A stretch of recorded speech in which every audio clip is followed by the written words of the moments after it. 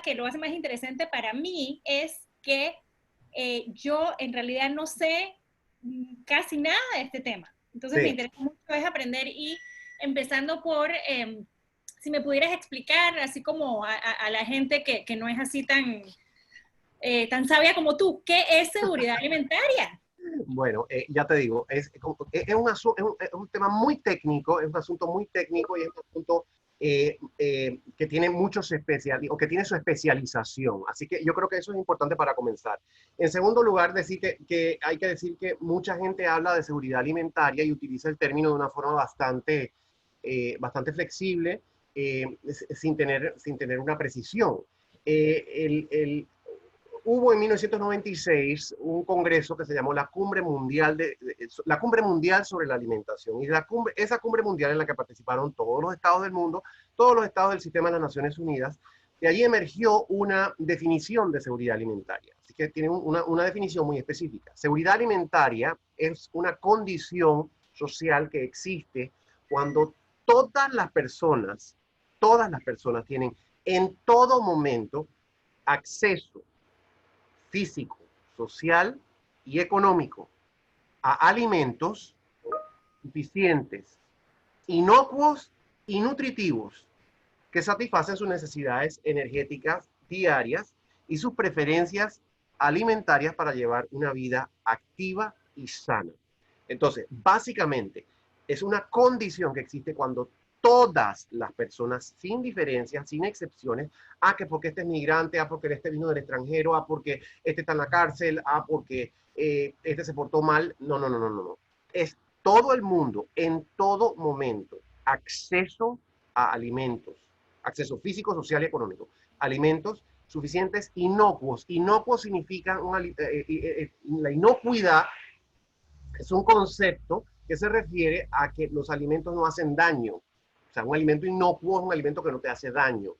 Idealmente lo que debe hacer el alimento es bien, debe hacerle bien al cuerpo, debe nutrirlo, ¿no? Entonces se utiliza el término inocuo para decir que la comida no está dañada. Son alimentos suficientes, inocuos y nutritivos para satisfacer las necesidades energéticas diarias de las personas y para permitirles llevar una vida activa y sana.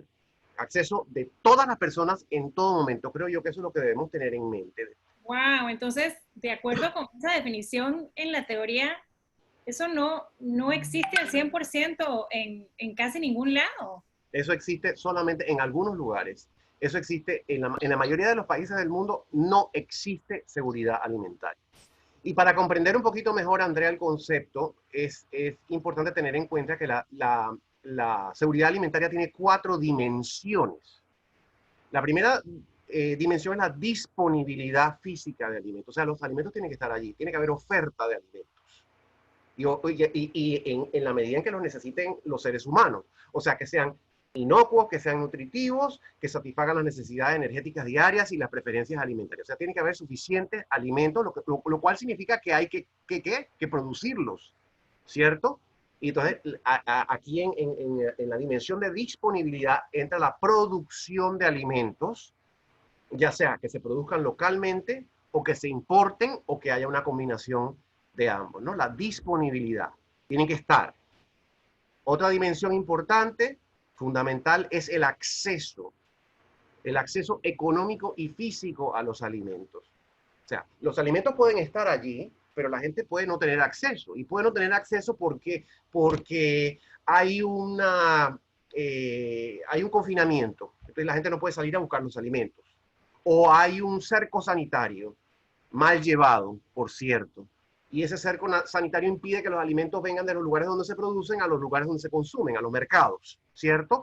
O en situaciones más extremas hay un derrumbe, o hay una inundación, o hay una explosión, como hubo en Beirut el otro día, una explosión que de alguna manera interrumpe el acceso, de alguna manera interfiere con el acceso a alimentos. Eso es en cuanto al acceso físico. El acceso económico es la parte más importante porque la forma como está organizada la situación alimentaria mundial es que la gente en su inmensa mayoría compra los alimentos. Ya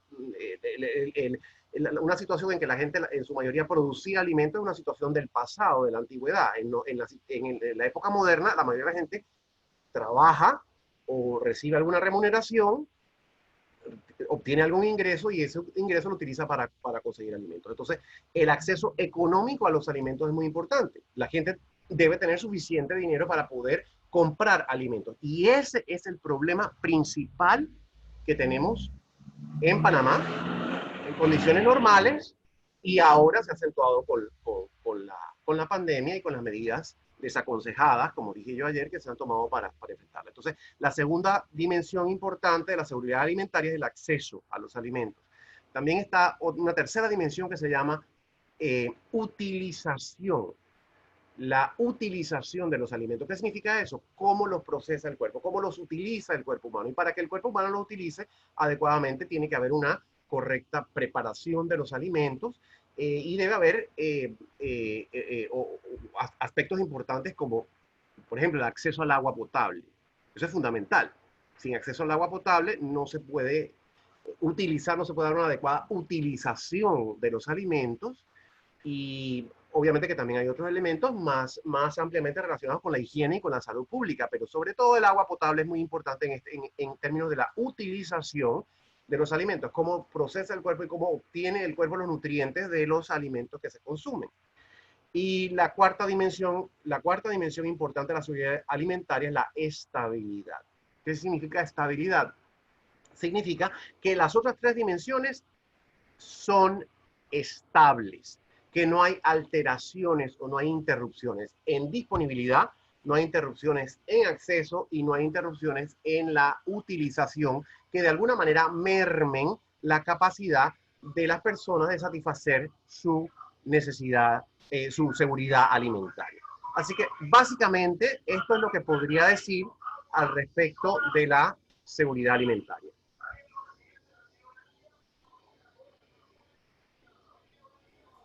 Hola Carlos, Hola, buenos días, ¿cómo estás? qué gusto verte de nuevo. Ya Realmente el gusto estábamos es mío, Mona Lisa. Encantado de saludarte. Oye Carlos, la seguridad alimentaria es un derecho humano, me imagino. O sea, es algo que en cierta forma nos deberíamos preocupar de que sucediera, no sé, legalmente o bajo otros parámetros. ¿Qué es lo que tú piensas de eso? Es un asunto para mí sumamente interesante, eh, un asunto conceptual sumamente interesante, pero que además tiene aplicaciones prácticas muy importantes. Así que considero que es algo a lo cual debemos dedicarle un minuto de reflexión. Eh, y no solamente eso, sino que me parece que los gobiernos, incluyendo el nuestro, no tienen esa concepción, no tienen una concepción, no enfrentan la seguridad alimentaria como un asunto de derechos. Lo que normalmente se conceptúa como un derecho no es tanto la seguridad alimentaria, sino el derecho a la alimentación. Así es como normalmente se conceptúa cuando se tiene esta discusión. Es quizás un asunto muy fino y un asunto de mucho tecnicismo, pero yo creo que de todas formas es importante siempre tener los conceptos presentes. La seguridad alimentaria es una condición socioeconómica. Y en términos de derecho, el derecho humano, que es un derecho humano básico, es el derecho a la alimentación. En la noción o conceptualización de los derechos humanos se considera un derecho humano de segunda generación. ¿Qué significa esto? Los derechos humanos han existido siempre, esa es la noción clásica, la noción que viene de la ilustración, la noción que viene bueno, de esta idea del derecho natural, que los derechos humanos existen naturalmente y han estado siempre allí. Sin embargo, el reconocimiento de los derechos humanos se da por etapas. Entonces hay una primera etapa en la cual se reconocen los derechos civiles y políticos, que se llaman derechos de primera generación. Y eso es lo que vemos que sucede a partir de la Revolución estadounidense, a partir de la Revolución francesa. Se va incorporando el reconocimiento de esos derechos al ordenamiento jurídico de los estados. Entonces, posteriormente, y esto se da sobre todo después de la Segunda Guerra Mundial, hay una idea de que los derechos humanos no son solamente, o se reconoce el hecho de que los derechos humanos no son solamente derechos civiles y políticos, sino que también hay derechos económicos, sociales y culturales. Entonces, a eso se denomina la segunda generación del reconocimiento de los derechos humanos. Y el derecho a la alimentación entra con otros derechos como el derecho a la educación, el derecho a la salud, el derecho al trabajo y demás, a configurar lo que se llaman derechos de segunda generación o un reconocimiento de los derechos de segunda generación. Digo yo que esto sucede más ampliamente después de la Segunda Guerra Mundial, pero ya había estados y constituciones, por ejemplo la Constitución de México de 1917, que reconocían algunos derechos sociales. La Constitución de Panamá, por ejemplo, de 1941, también reconoció algunos derechos sociales importantes. Entonces, son derechos de segunda generación que vienen después del reconocimiento de los derechos civiles y políticos. Y el derecho a la alimentación figura entre uno de estos. O sea que, para interrumpirte, o sea que en Panamá sí existe ese derecho. Sí, claro, claro. Y quiero hablar de eso porque es bien importante. ¿Cuáles son las fuentes que reconocen, las fuentes jurídicas que reconocen el derecho a la alimentación? De eso quiero hablar. Pero en primer lugar, quiero mencionar cómo se conceptúa o se define el contenido básico del derecho a la alimentación. Un instrumento de las Naciones Unidas, que es bueno, para ser bien técnico les digo, pues la observación número 12 del Comité de Derechos Económicos, Sociales y Culturales. Esa observación general número 12 define el contenido básico del derecho a la alimentación como lo siguiente.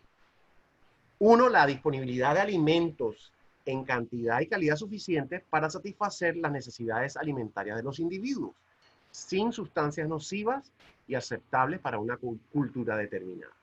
Y en segundo lugar, la accesibilidad de estos alimentos en forma que sean sostenibles y que no dificulten el goce de otros derechos humanos. O sea, el derecho a la alimentación comprende básicamente esas dos dimensiones de que hablamos antes, la disponibilidad de alimentos y la accesibilidad o el acceso a esos alimentos. Y así está comprendido o contemplado en el sistema de las Naciones Unidas. Entonces, para dirigirme más directamente a tu pregunta de seguimiento, Mona Lisa, que me pareció sumamente importante, el derecho a la alimentación, como un derecho de segunda generación, está contemplado en 3 fuentes principales de derecho en lo que nos atañe a nosotros. Primero, en el sistema de las Naciones Unidas. El sistema de las Naciones Unidas es el sistema que está configurado por la serie de declaraciones, convenios, instrumentos y documentos de otro tipo emanados de las reuniones de las Naciones Unidas, comenzando con la Declaración Universal de los Derechos Humanos de 1948.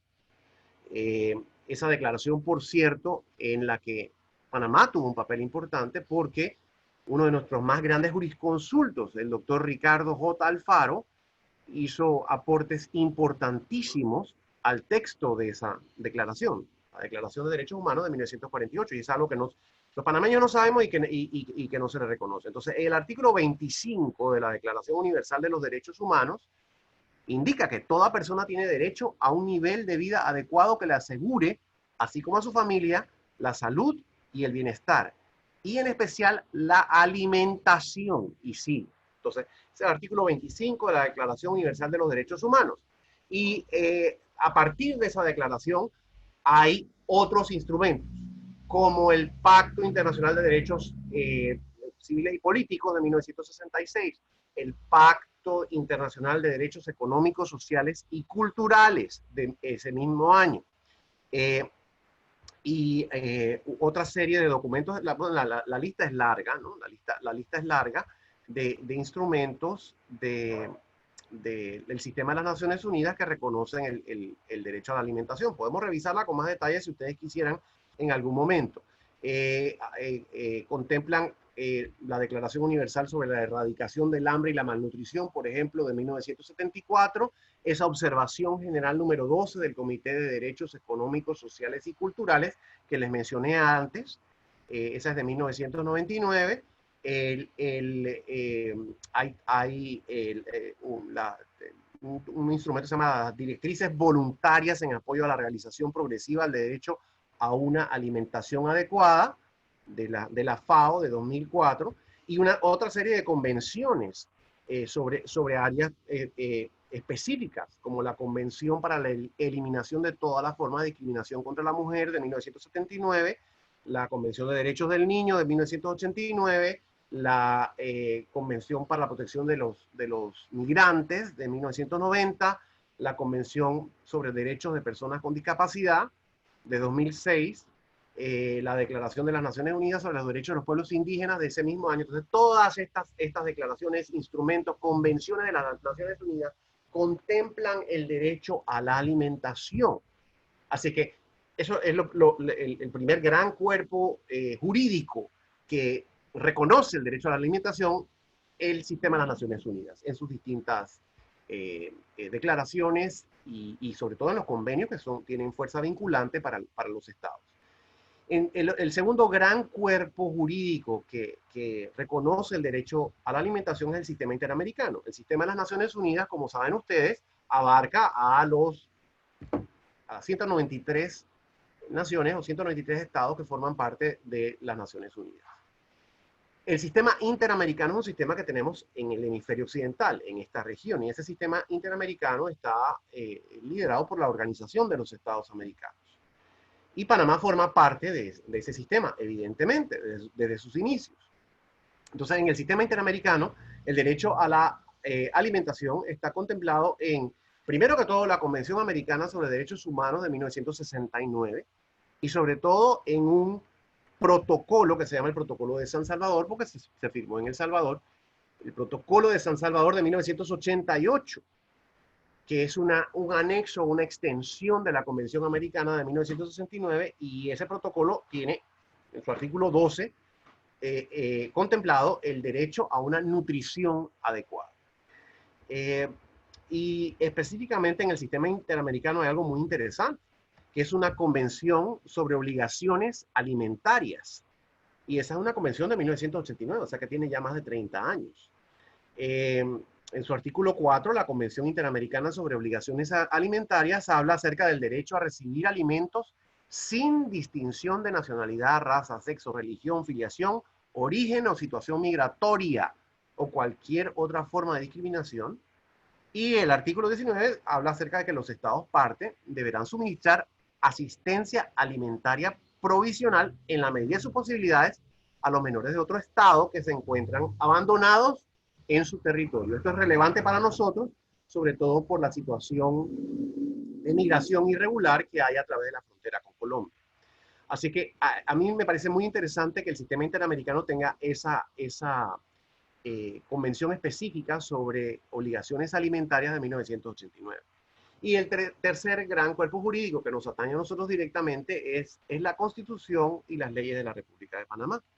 Y la Constitución de Panamá, en su artículo 56, estatuye la obligación del Estado de proteger la salud física, mental y moral de los menores y garantizar el derecho de los menores a la alimentación, como también el derecho de los ancianos y enfermos desvalidos a la alimentación. O sea que la Constitución de Panamá también reconoce el derecho a la alimentación, sobre todo en sectores vulnerables como los menores, como los ancianos y como los enfermos desvalidos. Además de eso, en su artículo 110, la Constitución de Panamá habla acerca de la obligación del Estado de desarrollar una política nacional de alimentación y nutrición que asegure un óptimo estado nutricional para toda la población.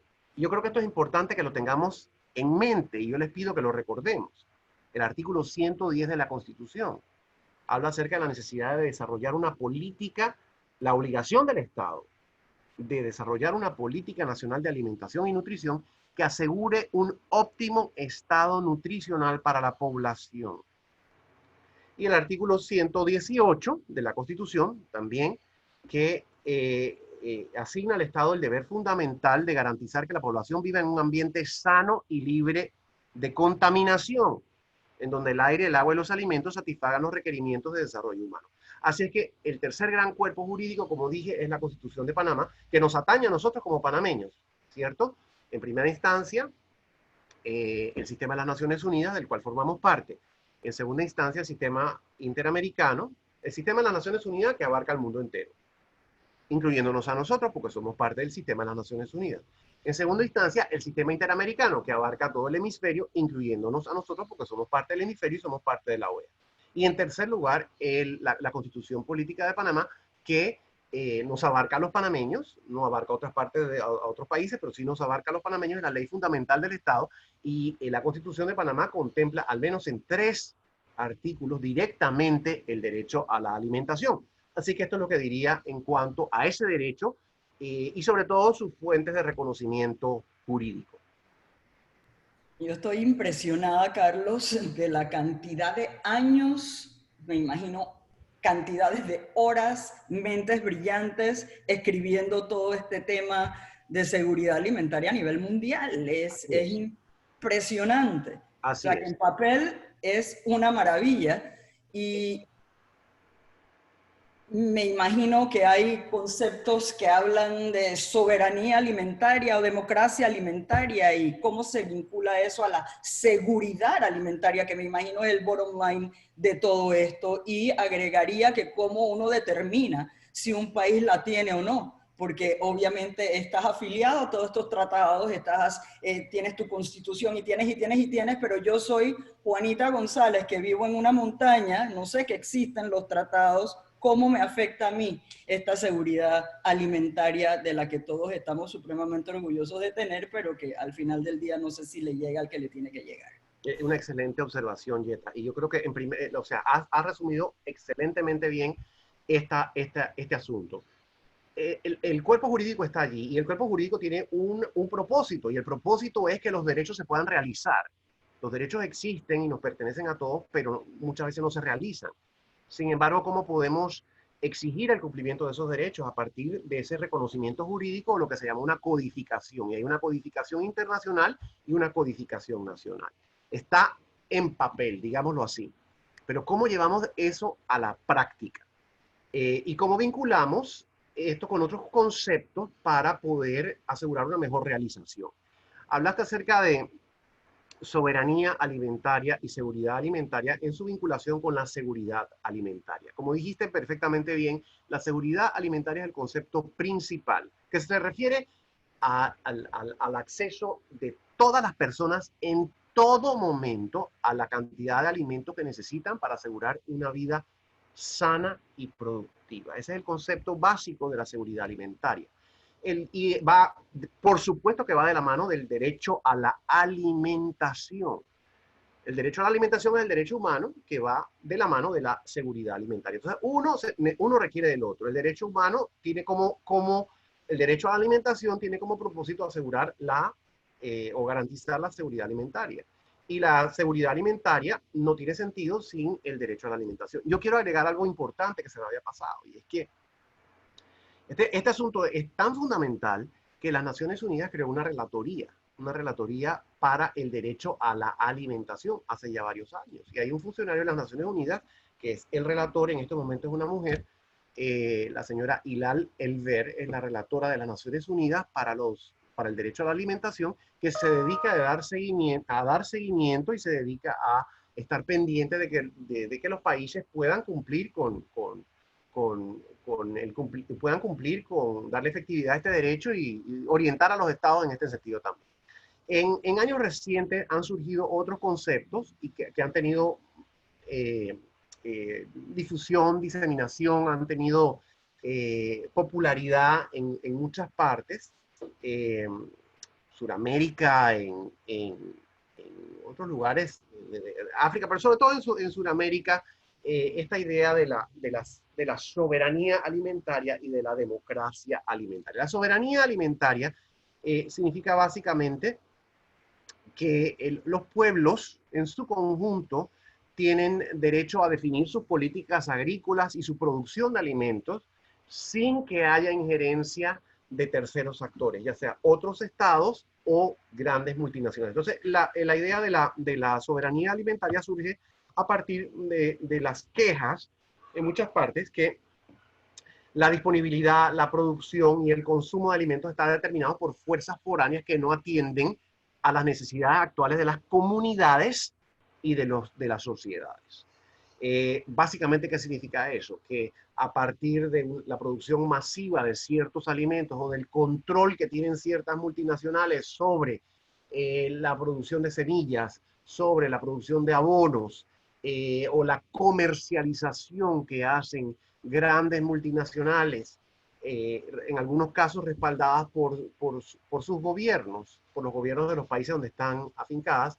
Esa comercialización afecta la producción local de alimentos, interfiere con el acceso a la tierra, interfiere con el acceso a los recursos naturales de las poblaciones locales, de las comunidades y demás, y sobre todo impone patrones de consumo que no son los más... A ver, estoy hablando desde la perspectiva de la soberanía alimentaria. Esto es lo que arguyen los partidarios de la soberanía alimentaria. No estoy diciendo que esta es mi convicción o que no es mi convicción. Eso no tiene nada que ver en este momento. ¿Qué es lo que pienso yo? No tiene que ver en este sentido.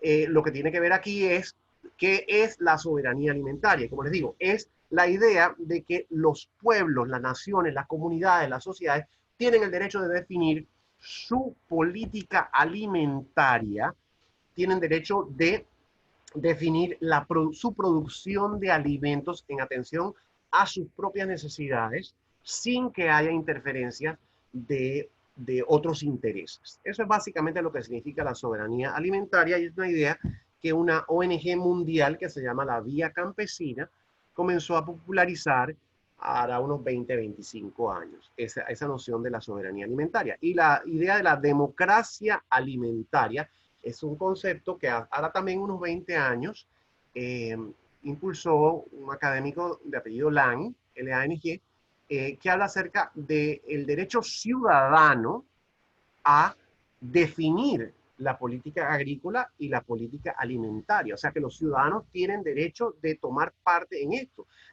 Tanto la soberanía como la democracia alimentaria, estas ideas surgen en respuesta al control de los mercados alimentarios por grandes multinacionales. Y como dije, muchas veces o en algunas ocasiones respaldadas por los gobiernos de sus países, que tienen como criterio fundamental el aumento en ventas, básicamente, ¿no? El aumento en ventas,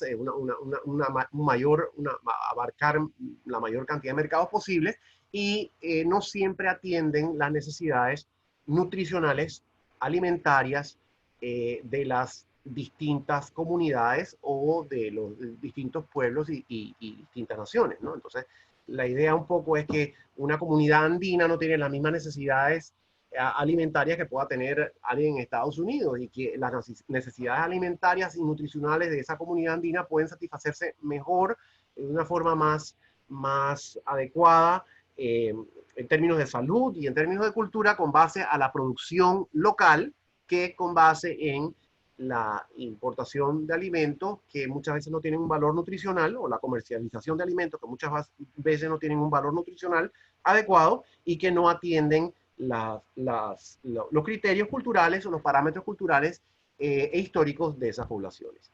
Eso es básicamente la idea de la soberanía alimentaria y de la democracia alimentaria. Son ideas complementarias que pueden o no pueden servir dependiendo de las circunstancias, pero los criterios básicos para atender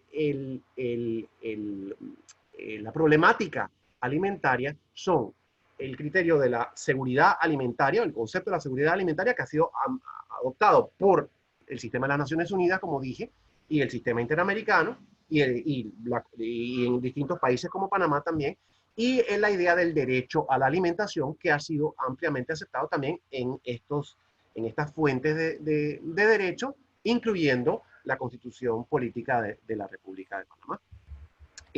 Yo creo que con eso atiendo la pregunta de Yeta.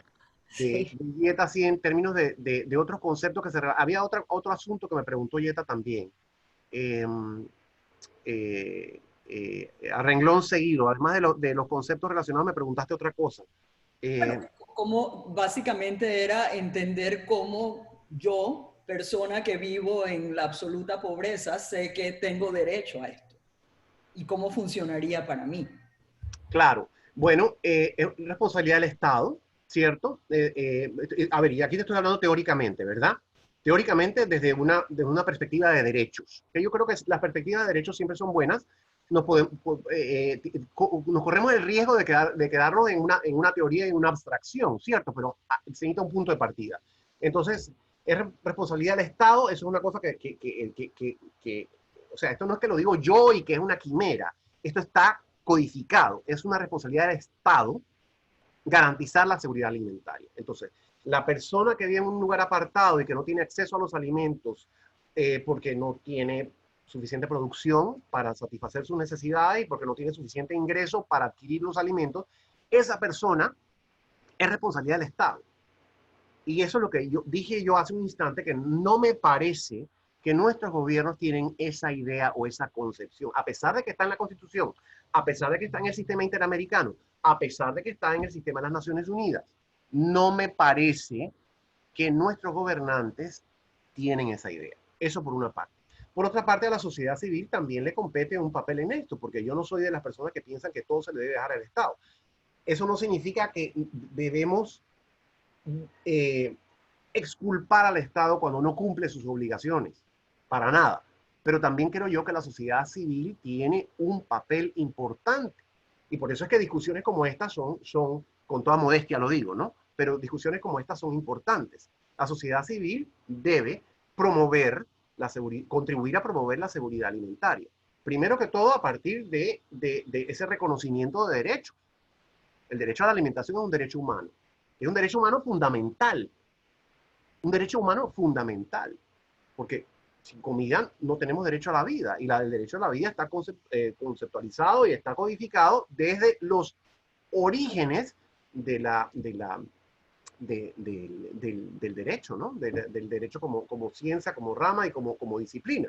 Así es que la sociedad civil me parece a mí que tiene un papel importante en ese sentido, reconocer que el derecho a la alimentación es un derecho humano y con esto de reconocer no me refiero necesariamente a polemizar, aunque sí creo que hay momentos en que es importante polemizar. Cuando los gobiernos dan prioridad a otros renglones o a otros asuntos, o cuando los gobiernos despilfarran los fondos públicos, o cuando los gobiernos o los gobernantes se apropian indebidamente de los fondos públicos, todos estos son fenómenos que nosotros sabemos que ocurren. Cuando eso sucede en detrimento de la seguridad alimentaria, me parece a mí que hay que polemizar. O sea que no creo que necesariamente la posición de la sociedad civil sea de salida una posición de polémica. Creo que debe ser una posición de promoción y de coadyuvar a la realización de este derecho. Y hay iniciativas en ese sentido que han surgido recientemente. Que han surgido hace mucho tiempo, porque hay organizaciones en Panamá que se dedican a promover la alimentación y la nutrición, y eso es importante, y no solamente en Panamá, en otras partes también, ¿cierto?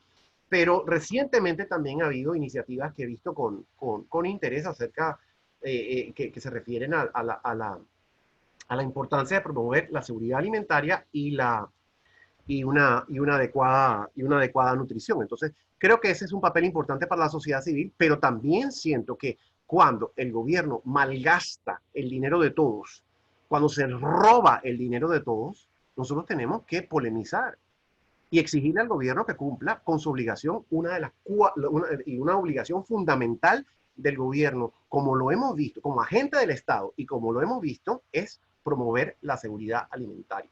Asegurar el cumplimiento del derecho a la alimentación, que como dije, está estatuido en el sistema de las Naciones Unidas, está estatuido en el sistema interamericano y está estatuido en la Constitución Política de la República de Panamá. Excelente, Carlos.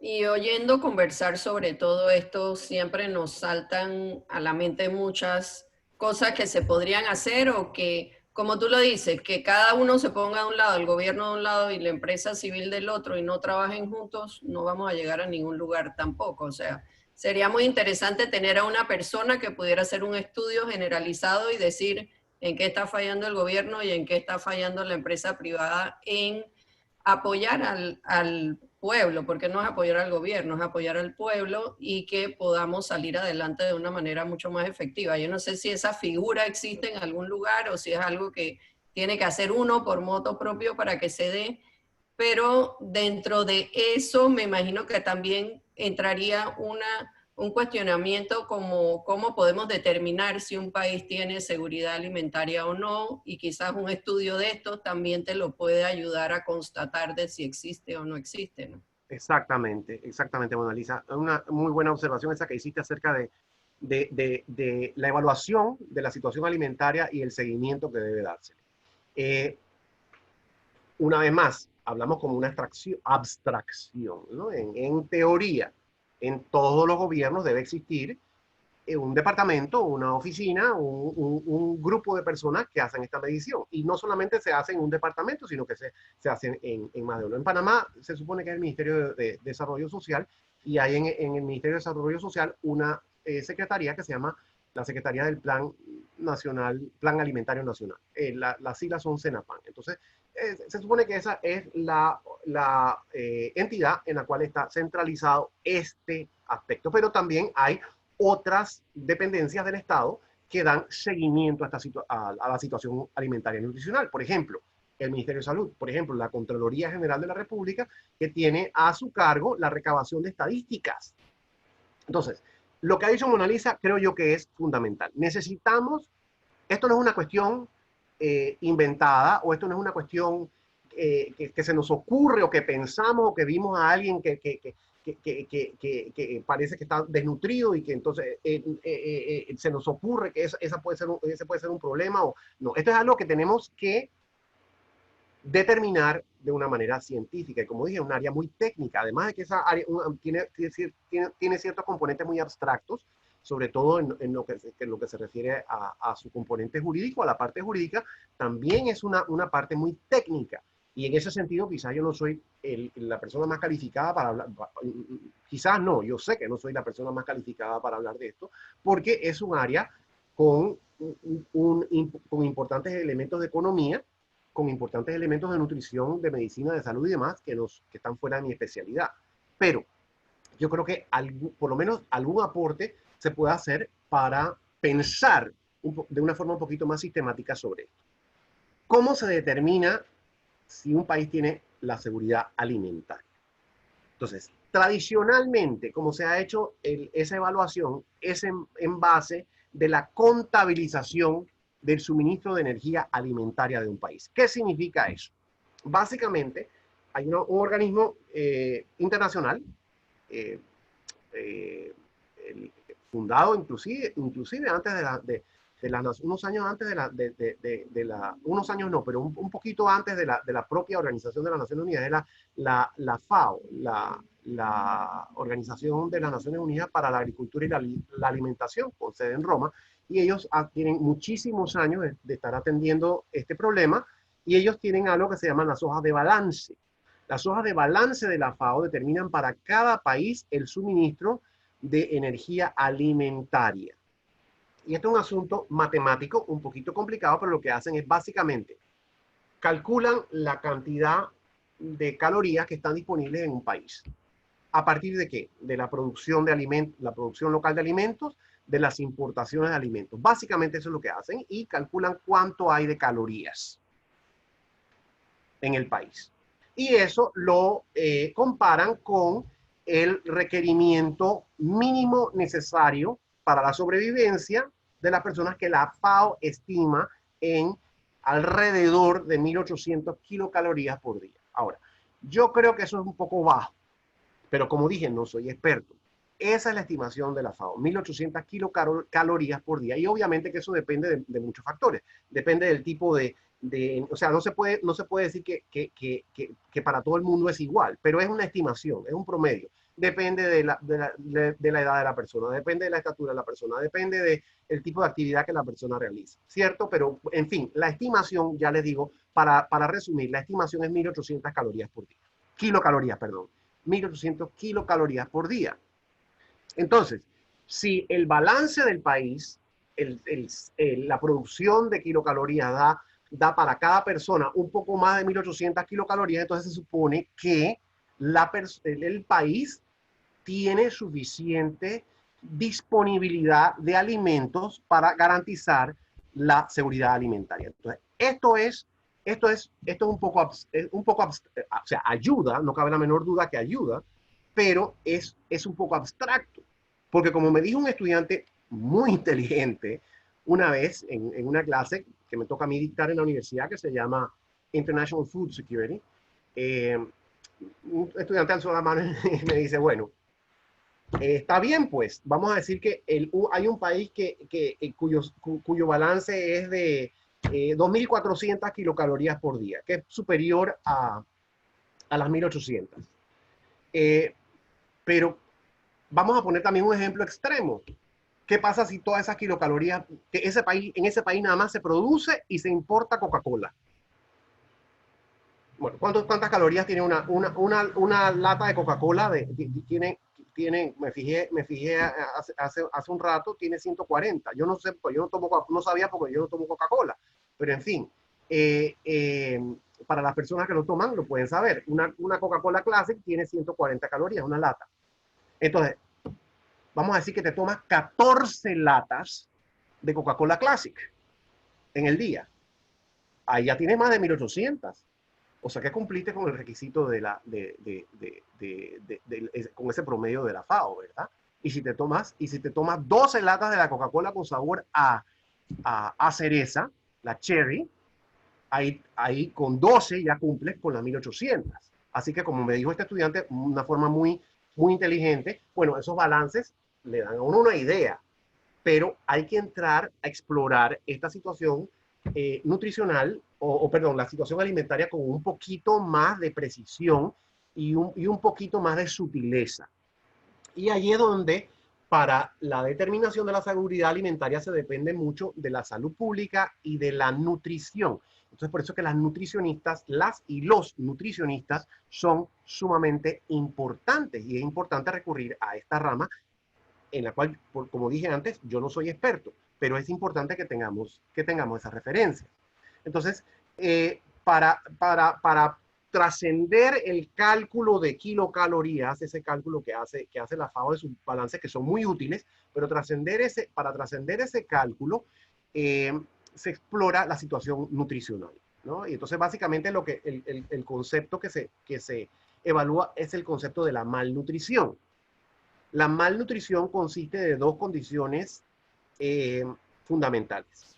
La subnutrición o desnutrición, que es la deficiencia de energía calórica, y el exceso, ¿no? El exceso que es sobrepeso y en su nivel extremo, obesidad. Así que la desnutrición, y esto es sumamente importante, la desnutrición abarca 4 categorías. Básicamente, la emaciación, que es bajo peso para la talla, el retraso en el crecimiento, que es baja talla para la edad, la insuficiencia ponderal, que es bajo peso para la edad, y la carencia de vitaminas y minerales. Esas son las 4 condiciones que indican desnutrición. Y cada una de ellas por separado nos da un indicio de que la persona está desnutrida, ¿cierto? Eso depende de ciertos parámetros. Y bueno, los que tenemos hijos sabemos perfectamente que cuando hemos llevado, y los niños que estén también presentes, y cuando uno era niño también uno se acuerda de eso, que cuando iba al médico, el pediatra sacaba en ese tiempo era un cuaderno o era un libro, ahora me imagino que lo harán por computadora, y se fijaba, a ver, medía la altura del chiquillo y pesaba al chiquillo. Entonces decía, bueno, este está por encima, este está dentro del promedio, este se pasó del promedio y demás. Bueno, básicamente es esa medición que se hace cuando la persona se va a atender o los niños, la persona o el niño pues se va a atender al centro de salud. Entonces se determina si la persona tiene una condición nutricional normal o si es una subnutrición o si hay una situación de sobrepeso. El sobrepeso, como creo que sabemos todos, se determina dependiendo del índice de masa corporal. Un índice de masa corporal superior a 25 indica sobrepeso y un mayor de 30 indica obesidad. Y es importante que tengamos en cuenta que no es solo la subnutrición o la desnutrición la que determina la mala nutrición o un mal estado nutricional. Es también el sobrepeso, porque la gente tiende a pensar o tendría a pensar que el sobrepeso significa que hay mucha comida y que come mucho. Pero es que el sobrepeso y la obesidad pueden producirse o se producen en la mayoría de los casos a partir del consumo inadecuado de alimentos, de los alimentos que no son correctos. ¿Por qué? Porque la gente o no tiene dinero, no tiene acceso a los alimentos correctos, o porque se está dando una utilización inadecuada de los alimentos porque no existen las condiciones higiénicas o de salud para que esa utilización se dé como debe ser y produce sobrepeso, como puede producir subnutrición también. Entonces, esas son condiciones que indican que hay un problema nutricional, un problema de seguridad alimentaria en la sociedad. Y tanto la desnutrición como el sobrepeso producen enfermedades, ¿no? La desnutrición en niños, sobre todo en niños, produce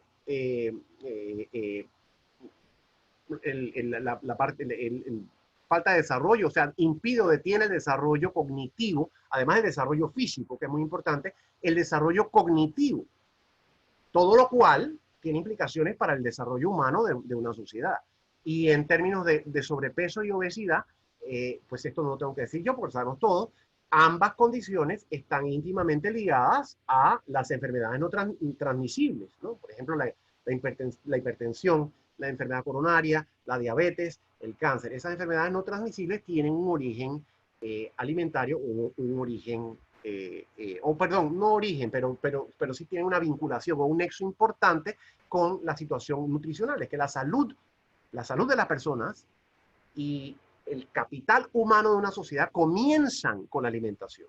Por eso es que el derecho a la alimentación es un asunto tan básico, además de ser un derecho humano, es un asunto tan básico y tan fundamental para el progreso de los países. Entonces, cuando decimos, bueno, es que aquí tenemos una población de gente ignorante, aquí tenemos una población de gente vaga, aquí tenemos una población que todas estas cosas se dicen acerca de Panamá y de otros países, que la gente es indolente, que la gente es ignorante, que la gente le falta educación, que la gente, bueno, y nos hemos puesto a ver cuál es la situación nutricional. Si hay oportunidad, vamos a ver un poquito de eso, aproximarnos un poquito a eso. Y verdaderamente que la situación alimentaria y nutricional en Panamá yo diría que un poco preocupante, ¿no? Así es que yo creo que todo eso lo tendríamos que tomar en consideración antes de emitir juicios acerca de las insuficiencias de nuestra población y de nuestra sociedad.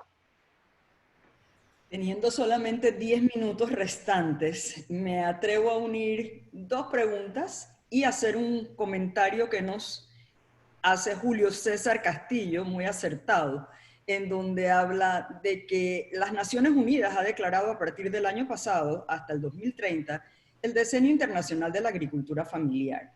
Esto debemos abocarnos todos, sector público, sector privado y las ONGs, para planificar, organizar y ejecutar un programa masivo de huertos escolares, huertos familiares, para aportar más y mejores alimentos. Me parece que así mismo debe ser, de verdad que sí. Y de una vez entonces saltamos a que nos explicas un poco cómo ves tú la situación alimentaria y nutricional en Panamá y cuál ha sido la respuesta de nuestro gobierno ante la seguridad alimentaria y la pandemia que estamos viviendo. Gracias, Yeta. Al señor Castillo lo felicito por su observación y le digo que estoy completamente de acuerdo y si tengo chance, en los 9 minutos que me quedan, haré un comentario precisamente sobre lo que él ha dicho que me parece absolutamente certero. Bien, la situación alimentaria y nutricional de Panamá. En la víspera de la pandemia, ¿cuál es la situación? ¿Cuál es el perfil nutricional? Bueno, es difícil por algo que apuntó Mona Lisa hace unos minutos.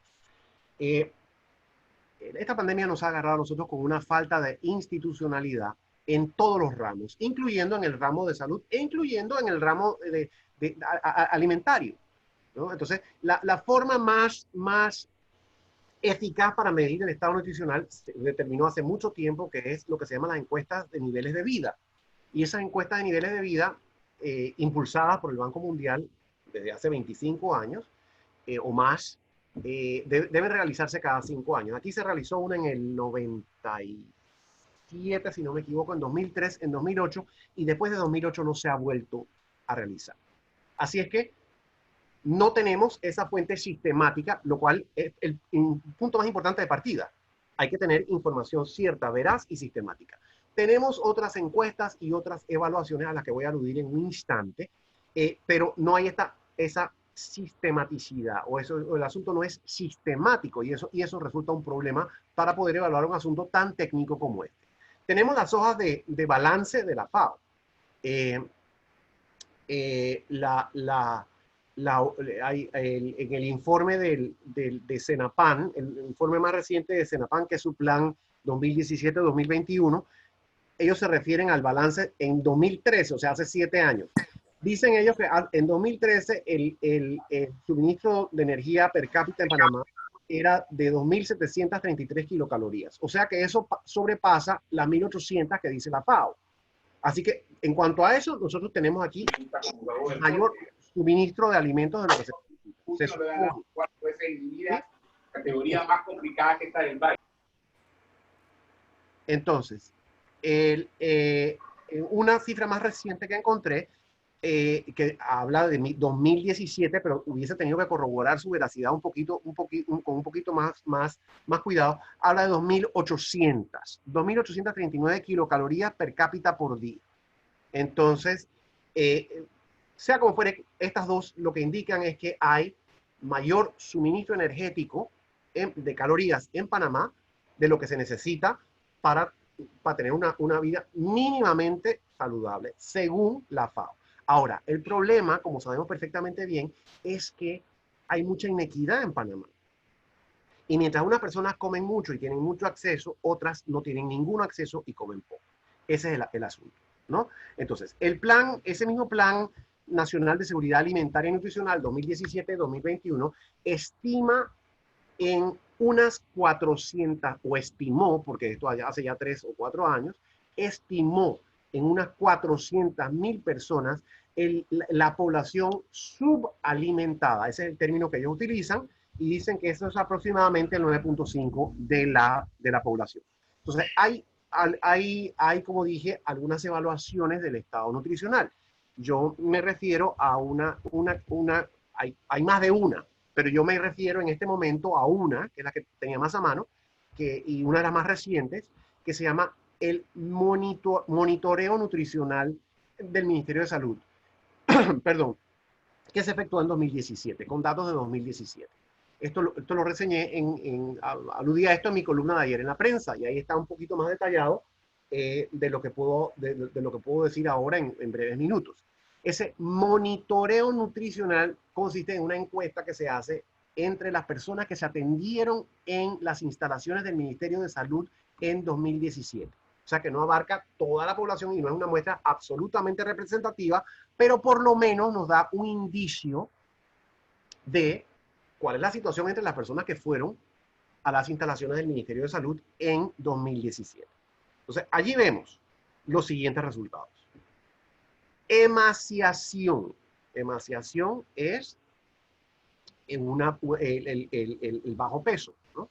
Emaciación es desnutrición aguda. El porcentaje es 3% hasta los 17 años. O sea, en 3 categorías, menos de 5 años, de 5 a 9 y de 10 a 17, el porcentaje de emaciación, o sea, desnutrición aguda, es 3%. Retraso en el crecimiento, que indica desnutrición crónica. Retraso en el crecimiento, que indica desnutrición crónica. 16% hasta 5 años. O sea, en los menores de 5 años el porcentaje es 16%. En general. Pero si lo miran en distintas comunidades, por ejemplo, entre los Nove Burles es 26%. Y entre los Gunas es 59%. O sea, altísimo, ¿verdad? El bajo peso, o sea, la insuficiencia ponderal, bajo peso en embarazadas es 16%. Y la insuficiencia en micronutrientes, estos 4 indicadores se refieren a desnutrición específicamente, ¿no? Insuficiencia en micronutrientes en embarazadas es del 30%, y en menores de 5 años es 36% de anemia. Anemia específicamente, porque hay otras insuficiencias de micronutrientes. La anemia es una de ellas. O sea, bajo contenido de hierro, ¿cierto? Entonces, esto es un problema serio, me parece. Bastante serio. Según el MoniNut 2017. En cuanto a sobrepeso, las estadísticas son todavía más preocupantes. En menores de 5 años, el 12% tenía sobrepeso y obesidad. Entre 5 y 9 años, el 19% tenía sobrepeso y obesidad. Entre 10 a 17 años, el 21%. Entre embarazadas, el 48% tenía sobrepeso y obesidad. Y entre adultos en su conjunto, o sea, todas las personas mayores de 18 años que se atendieron en las instalaciones del Ministerio de Salud, el porcentaje es 71%. Y esto puede parecer a uno gracioso, a algunas personas puede parecer gracioso y decir, bueno, lo que pasa es que es un país pues, de gente que come mal, que come pura fritura y que por eso está gorda. Pero como digo, hay un problema social importante detrás de esto. Es un problema de acceso a los alimentos, evidentemente es un problema cultural también, no cabe duda, pero en su mayoría es un problema de acceso a alimentos. Los alimentos son muy caros y no es verdad, como me puso una persona en el periódico ayer, que comer sano es barato. No es verdad, eso no es cierto. El último costo de la canasta básica, medido por la Contraloría General de la República, a base de unos productos que quién sabe de qué calidad son, indicó que la canasta básica más barata costaba $240 en el supermercado Extra de Ojo de Agua en San Miguelito, y que la canasta básica más cara en junio de 2020 estaba en el Riva Smith de Bellavista y costaba $303. Eso no es barato para un lugar donde cantidades de personas se han quedado sin empleo y donde el gobierno está repartiendo un bono de $100 ocasionalmente de vez en cuando a las personas para que se puedan mantener. Pero de eso hablo en un instante. Bien, vuelvo entonces al perfil nutricional. En resumen, tenemos a la gran mayoría de la población de Panamá con sobrepeso, o por lo menos la población que se atendió en el Ministerio de Salud en 2017. Eso es el 71% de esos adultos con sobrepeso y obesidad. 2/3 partes de las mujeres embarazadas que se atendieron en el Ministerio de Salud malnutridas. El 16% con bajo peso y el 48% con sobrepeso. Ese es el 64%. 2/3 partes. Imagínense ustedes esos niños cómo van a nacer. Los niños que nacen de madres subnutridas o de madres con obesidad y sobrepeso. 1/3 parte de los menores y embarazadas con anemia. O sea, el 36% de los niños menores de 5 años y el 30% de las embarazadas con anemia. Y 1 de cada 2 niños menores de 5 años desnutridos. Entonces, esa es la situación nutricional de Panamá. Como digo, la medición no es sistemática, se mide en algunas partes, en algunos segmentos, de acuerdo con ciertos parámetros en ciertos momentos, de acuerdo con otros parámetros en otros momentos. Entonces, no tenemos una sistematicidad, que es un problema importante a la hora de poder responder a la problemática. Pero, en fin, esto que les acabo de resumir se acerca de alguna medida, es lo que quizás más se acerca al perfil nutricional en Panamá en la víspera de la pandemia. ¿Y qué tenemos con la pandemia? Tenemos con que el Estado respondió, el gobierno respondió con unas medidas de confinamiento. Yo he hablado en otros momentos, en otros escenarios acerca de esas medidas y he dicho por qué me parece que han sido desacertadas, pero lo que tiene que ver con este tema en este momento ahora es que el confinamiento ha causado un desplome económico sin precedentes en Panamá. Esta mañana decía el periódico, decía la prensa, que el desplome de la economía fue de 41% en mayo, y si abarcamos los primeros 5 meses hasta mayo, es del 13%. Ese desplome económico es una cosa terrible. ¿Y eso qué significa? Eso no es que eso significa que las grandes compañías y la gente rica es la que sufre. No, eso significa que la gente se queda sin trabajo. Y si la gente se queda sin trabajo, se queda sin ingreso. Y si la gente se queda sin ingreso, su acceso a los alimentos está comprometido, totalmente comprometido. 277,000 contratos han sido suspendidos aproximadamente. Eso en cuanto al empleo formal. Pero la mayoría del empleo en Panamá, por lo menos la mitad del empleo en Panamá, es un empleo informal. Y a eso nadie lo mide. ¿Y cuántos de esos han perdido? Según el señor Quevedo, que escribe normalmente en los medios, en la prensa y en otros medios, y que yo le presto mucha atención, René Quevedo, le presto mucha atención por sus interesantes análisis y las cifras que pone muy completas, los análisis que hace muy completos. Según el señor Quevedo, habrá este año entre 250.000 y 300.000 nuevos desempleados. Eso se sumará a los que ya existen, que son 146.000, y eso elevará la tasa de desempleo por encima del 20%. Y todo esto configura un gravísimo problema de acceso a los alimentos.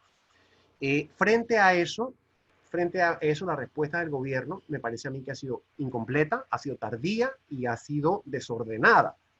El gobierno a finales de marzo instauró el programa Panamá Solidario, que demoró varias semanas en comenzar a ejecutarse, y su ejecución ha sido desordenada, ha sido incompleta.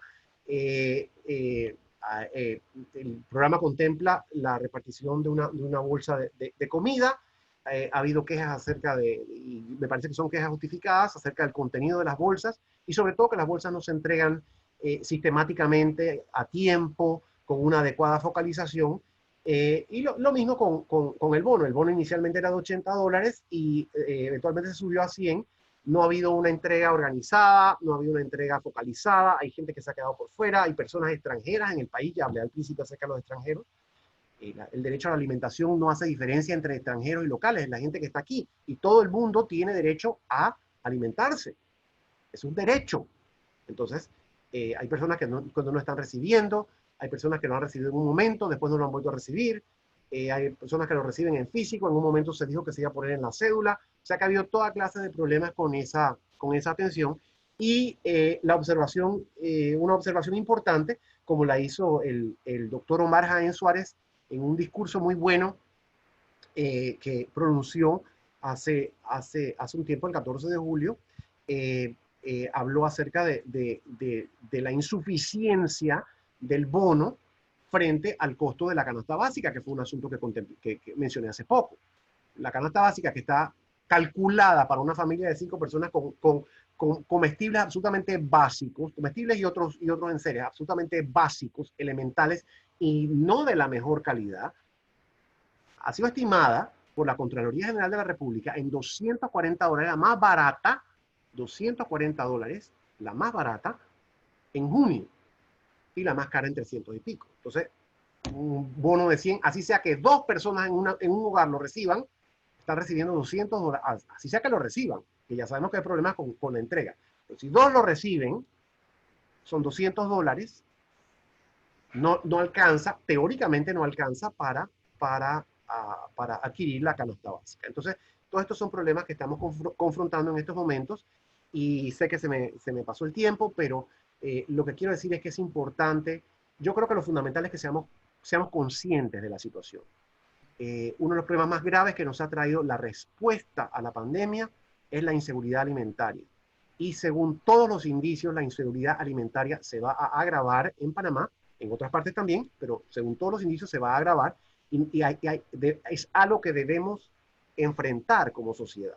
Y debemos exigir que el gobierno lo enfrente también a partir de una perspectiva de derechos, porque como comencé diciendo, el derecho a la alimentación es un derecho humano, y eso está contenido y estatuido en el sistema de las Naciones Unidas, está instituido en el sistema de la OEA, el sistema interamericano, y está estatuido en la Constitución de la República, que nuestro Estado tiene la obligación de cumplir.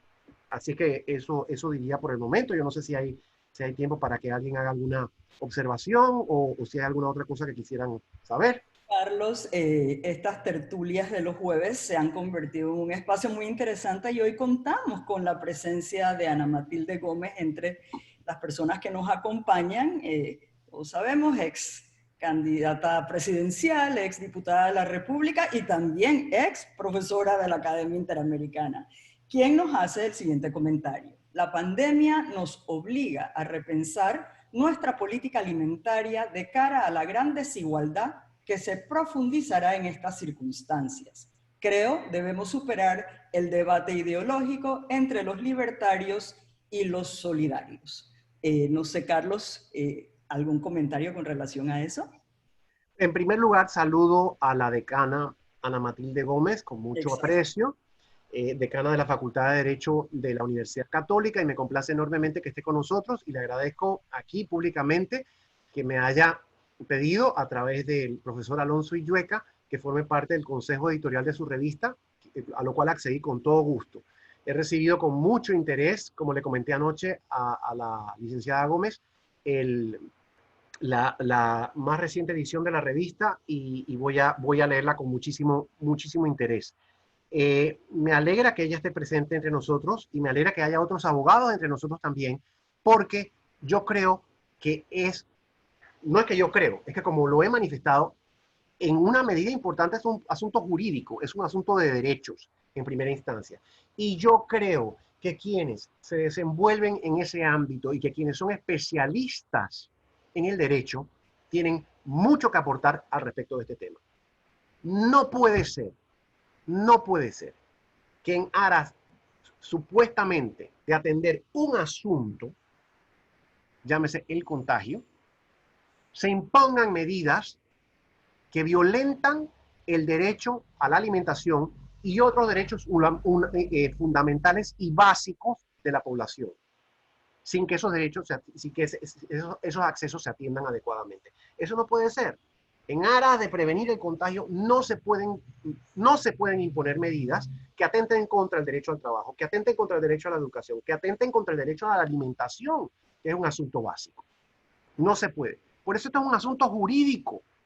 Y la decana Gómez sabe perfectamente que creo que son 9, no sé cuántos son, 9 los recursos de amparo que se han presentado a la Corte Suprema de Justicia, llamando la atención del Estado panameño al respecto de esos decretos que se han impuesto y que tienen a la economía destartalada, y esos amparos no se resuelven. Entonces, yo creo que y lo que quiero decir con todo esto es que saludo la presencia de la decana y de otros abogados en esta mañana, y que los exhorto a que se lleven a cabo acciones que a través del derecho, que recurran al derecho para tratar de asegurar el cumplimiento de las obligaciones del Estado en esta materia, y que ayuden a que podamos superar este problema de inseguridad alimentaria, que es sumamente difícil, sumamente terrible para la población. Sí, Carlos, definitivamente que... y como mencionabas en antes, comer sano hoy en día no es barato. Es mucho más caro que comer chatarra. O sea, comer chatarra te cuesta 10 centavos y comerte un vegetal o una verdura te cuesta mucho más, cada día más caro. Es impresionante. Por eso los huertos familiares sí serían una solución enorme Claro. en Panamá, y hay que enfocarnos en eso ahora mismo, sobre todo la gente del campo. Que una de las cosas que yo veo es que la dieta balanceada es importantísima. Mucha gente del campo siembra, pero no sabe cómo combinar sus alimentos para tener realmente una dieta balanceada y conseguir los nutrientes que necesitan. Así que sí creo que debemos buscar la forma de enfocarnos más nosotros que hacemos servicio social y que hacemos diferentes actividades, tratar de apoyar en esos conceptos a las familias que redundarían en que ellos pudieran ir beneficiándose poco a poco, ¿no? Además, obviamente, de hacer algo a nivel país. Pero sí hay muchas cosas que deben basarse en lo que se puede sembrar en un país, porque es lo que el campesino puede conseguir mucho más fácil. Y si saben cómo combinarlo y no vivir solo de arroz o maíz, sino saber que el huevo le va a dar la proteína o la gallina le va a dar la proteína que tiene que combinar, o los frijoles, o sea, hacerlo de una manera un poco más, digamos, nutricional para ellos, que puedan entender el impacto que eso tiene en sus vidas, ¿no? Exactamente. Y permíteme nada más que haga un brevísimo, o sea, 2 brevísimos, porque yo sé que ya se nos pasó el tiempo, pero permíteme nada más 2 brevísimos comentarios. Bueno, primero, que veo que me estaba mirando rápidamente y vi que hay otros abogados aquí presentes. Mi querida colega, la doctora Pousa, a quien saludo con mucho cariño, especialista en seguridad internacional, pero abogada de formación original, y el profesor Illueca, especialista en derechos humanos, que ha hecho importantísimos aportes en ese sentido. Así es que los saludo a ellos y a otros que pueda haber. Y Mona Lisa, has dado, como se dice corrientemente, en el clavo. Y eso se añade al comentario del señor Castillo, que hizo anteriormente.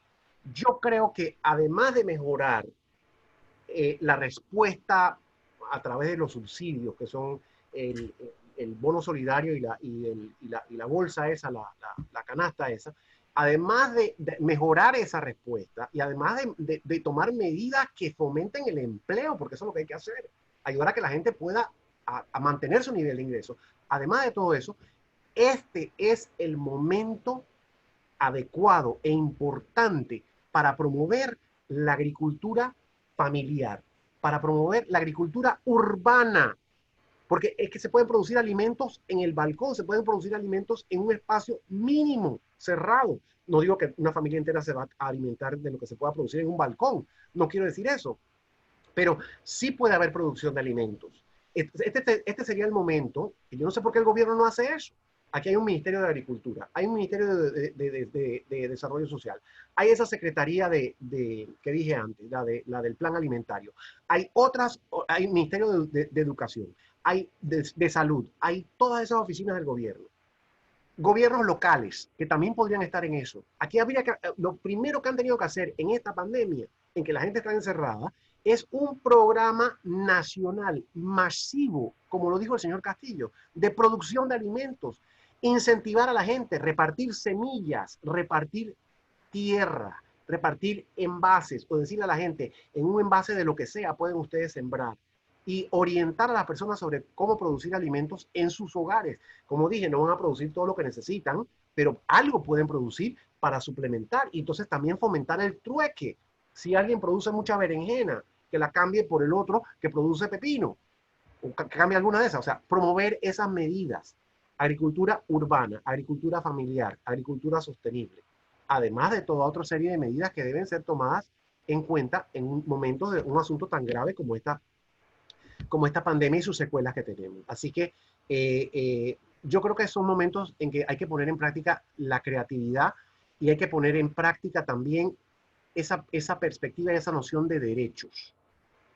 La gente tiene derecho, el individuo tiene derecho a alimentarse. Y eso no quiere decir que el Estado va a regalar de por vida la alimentación a las personas, pero sí quiere decir que el Estado no puede obstaculizar ese acceso, que es lo que está pasando ahora. La mayoría, y esto lo digo con toda responsabilidad, a partir de una encuesta que publicó UNICEF el 28 de julio, y lo digo con toda responsabilidad, la mayoría de las personas en Panamá en estos momentos tienen su acceso a la alimentación comprometido por las medidas que se han tomado para enfrentar la pandemia. Y esto es un asunto que el gobierno y la sociedad tienen que atender. Eso es cierto. Y creo que la mayoría se tiene que contagiar para salir a buscarlo muchísimo. O sea, creo que ha sido uno de los mayores focos de contagio. Pero no quiero que cerremos, que sé que ya estamos tarde, sin leer el comentario de Eira Mojica, que dice, exacto, el problema más serio que tenemos es la desigualdad. Tenemos serios problemas nutricionales, desnutrición, anemia, sobrepeso y obesidad, enfermedades crónicas no transmitibles. El costo de la malnutrición por déficit y por exceso para el país es muy alto. Panamá es uno de los países con la canasta básica con el precio más alto y esta no es la canasta nutricional o la que contiene los nutrientes necesarios para la población, que es lo que hemos estado hablando.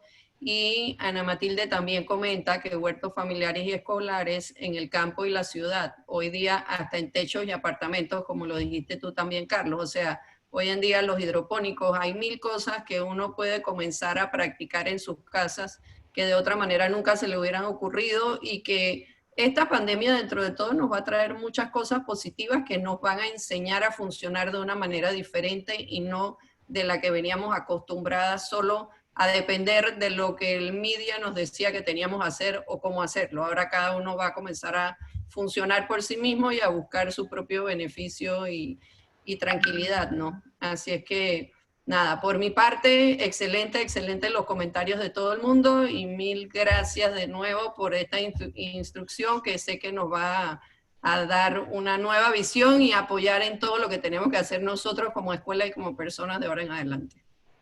Muchísimas gracias, Mona Lisa. Saludo con especial cariño y respeto a la licenciada Eira Mojica, que hizo ese comentario, decana de nutrición. La saludo con mucho cariño. Fuimos compañeros en el Programa Mundial de Alimentos y respeto mucho su trabajo. Así que agradezco muchísimo. Ella sería la persona que debía estar dando esta charla, no yo. Así es que agradezco mucho su presencia, como también la de todos ustedes que han estado aquí con nosotros hoy, la decana Ana Matilde, y los exhorto a que pensemos en esta temática que creo que es importante y de muchísima actualidad. A la Academia le doy las gracias por haberme permitido hablar un poquito sobre esto desde mi perspectiva muy incompleta y con toda modestia, pero de alguna forma creo que todos debemos involucrarnos para hacer un aporte en estos momentos de crisis tan extrema que vivimos. Carlos, nuevamente un placer escucharte. De verdad que creo que todos los que hemos participado el día de hoy somos personas con más conocimientos interesantes y muy importantes para el desarrollo de nuestro país. En nombre de la Junta Directiva de la Academia Interamericana de Panamá, le damos las gracias a todos los participantes y los esperamos el próximo jueves en una cita con la historia. Que tengan un excelente día. Hasta luego. Hasta luego. Hasta luego. Muchas gracias. A ti.